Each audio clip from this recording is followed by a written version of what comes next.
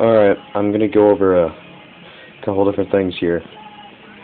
Well, one thing. The differences between different voltages of batteries.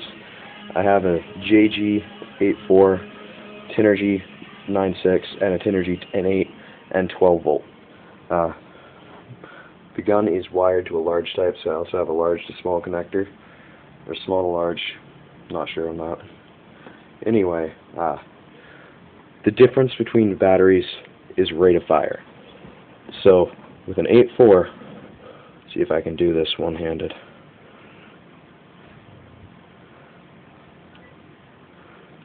There we go. 8.4, this particular gun on fully automatic is getting not very high. Now, we're going to move this up to 9.6.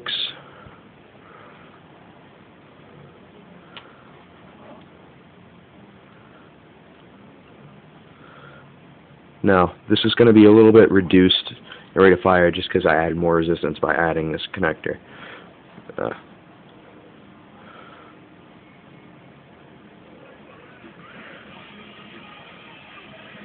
It's in and connected. This is a 9.6 nunchuck, or butterfly, however you want to call it.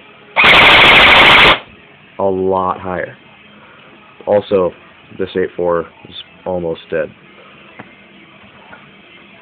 Now, moving on to a 10.8. These aren't as common as 8.4s and 9.6s.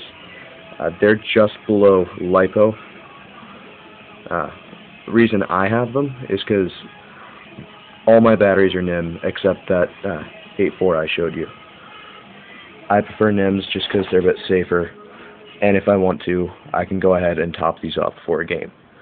So, we can get that in. There we go. 10.8. A little bit higher. And then my 12 volt. I like my 12 volt. I like it very much. Sorry for the weird camera work. Come on. You kids should try doing this with one hand sometimes.